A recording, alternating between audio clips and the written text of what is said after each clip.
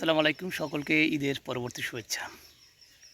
তো আসলে বাড়ির দরজার পাশে কিছু ভালো লাগার জায়গা করে নিচ্ছি, যেখানে আসলে আমার আসলে খুবই ভালো লাগে এবং খুব আনন্দিত লাগে, নিজের মনকে প্রশান্তির করার মতো একটু জায়গা করে নিয়েছি।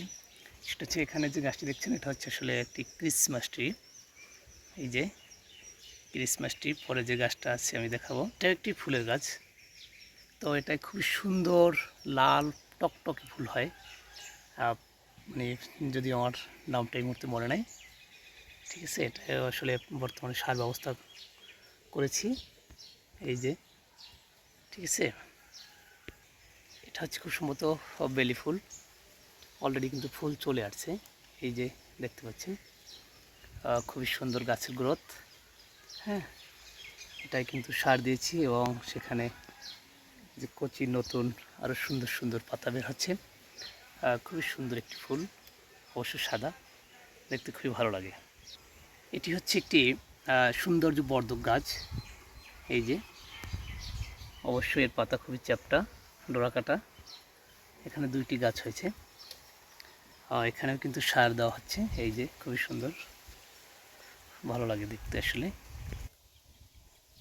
এটি হচ্ছে আসলে চায়না টগর, যেটা কেবল আসলে ফুল আসতে শুরু করছে। এই যে পাশেই রয়েছে আসলে একটি বেলি ফুল। এই যে অলরেডি এটা কিন্তু ফুল চলে আসছে। এই যে খুবই সুন্দর ভাবে, এই যে এটাই অলরেডি ফুল চলে আসছে, খুবই ভালো লাগার। ফুলগুলো খুব সুন্দর। আর এটা হচ্ছে আসলে আমার একটি বেদানা গাছ, এটাও কিন্তু অবশ্য টবে লাগিয়েছি। এই যে এটাই কিন্তু সার ব্যবস্থাপনা করা হচ্ছে। এই যে আজকেই সার দেওয়া হচ্ছে, তবে গাছের গ্রোথ খুবই সুন্দর আর কি, বেশ ভালো হচ্ছে। এই যে আমার বেদানা বা ডালিম যেটাই বলে থাকি না কেন। তবে এই যে একটি ফুল গাছ, এটার নাম আসলে অবশ্যই আপনারা জানা থাকলে জানাবেন। এটা আসলে নাম আমার জানা নেই, তবে গাছটির পাতা কিন্তু একটু সাদাটে, খুবই ভালো লাগে। যদি কারো জানা থাকে একটু কমেন্টে জানাবেন। আর এটা তো আসলে সকলেরই পরিচিত গন্ধরাজ, সেও কিন্তু অলরেডি কোলে নিয়ে আসছে। মাঝে মাঝে দিয়ে একটু ফুটছে, আবার অপেক্ষায় থাকি কবে ফুটবে। তবে এটা লাগানো কিন্তু একটু সিস্টেম করেছি। এটার নিচে কিন্তু আমি এরকমভাবে জালি দিয়েছি, যাতে করে এই জালির ফাঁকে আবার এই যে যে বন ফুল বলি বা 10টার ফুল বলে থাকি বা ওয়ান টাইম ফুল বলে থাকি, এগুলো কিন্তু আসলে দেওয়া যায়।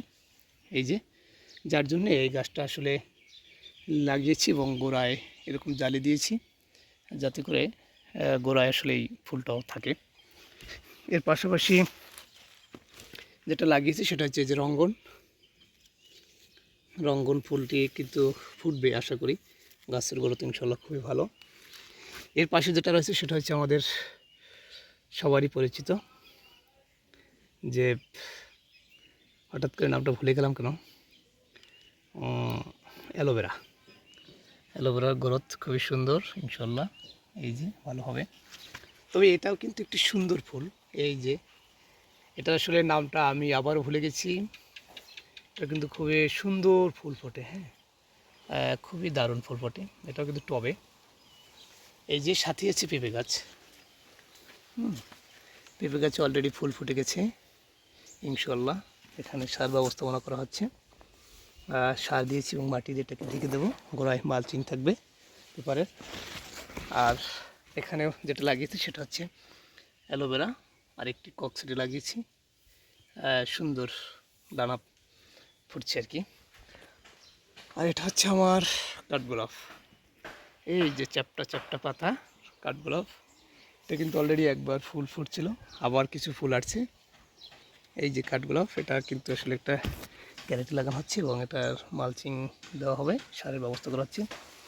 আর এই ফুলটা খুবই সুন্দর, তবে নামটা তো আসলে ভালো জানা নেই, জানাবেন কমেন্টে আপনারা।